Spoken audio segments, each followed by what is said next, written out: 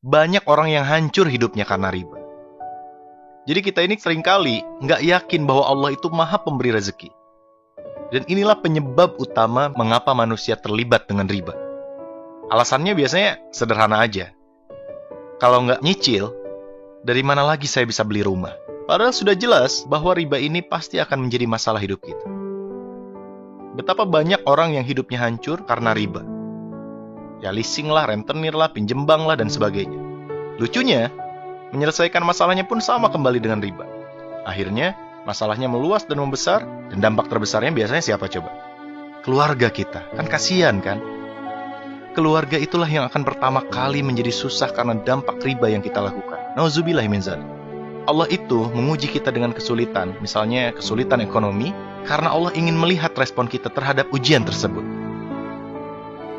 Allah ingin melihat apakah kita akan mengikuti petunjuk yang Allah ridhoi, atau mengambil jalan pintas sesuatu yang Allah benci.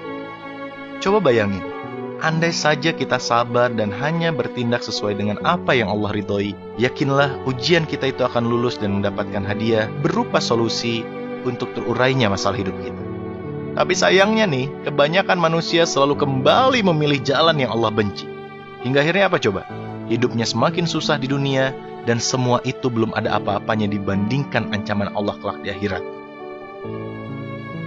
Padahal, Allah pasti memberi solusi dan jalan keluar dari masalah hidup kita. Yakinlah, itu janjinya. Sungguh, sahabatku semuanya, Allah melaknat para pelaku riba beserta saksi-saksinya, atau mereka yang memahami dan mengetahui transaksi riba.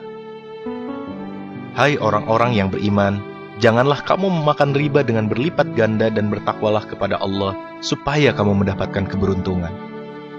Hai orang-orang yang beriman, bertakwalah kepada Allah dan tinggalkanlah sisa-sisa dari berbagai jenis riba, jika kamu adalah orang-orang yang beriman. Maka jika kamu mengerjakan riba, ketahuilah bahwa Allah dan Rasul-Nya akan memerangimu. Dan jika kamu bertobat, maka bagimu pokok hartamu. Kamu tidak menganiaya dan tidak pula dianiaya. Tuh coba bayangin teman-teman. Allah dan Rasul-Nya akan memerangimu. Ini bayangin nih, kelak besok lusa di akhirat kita melihat Nabi Muhammad SAW, kita ingin memeluk Rasulullah, kita ingin mencium tangannya, kita mencintai dan merindukannya, tapi tiba-tiba Rasulullah mengangkat pedangnya dan berkata, "Engkaukah yang selama ini menantang berperang dengan Allah dan denganku?" Nauzubillah min dzalik. Jabir berkata bahwa Rasulullah SAW mengutuk orang yang menerima riba, orang yang membayarnya, orang yang mencatatnya, dan 2 orang saksinya. Kemudian beliau bersabda, mereka itu semuanya sama.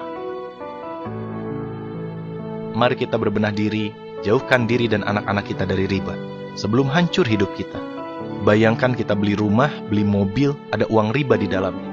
Kita sholat, kita beribadah, kita bekerja, menggunakan fasilitas itu, sedangkan Allah tidak ridho akan fasilitas itu. Kira-kira gimana ibadah kita? Nauzubillahi min dzalik.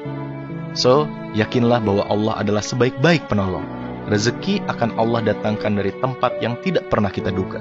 Maka kuatkan keimanan, luruskan niat, dan hiduplah hanya sesuai dengan apa yang Allah ridhoi. Wallahu a'lam bishawab.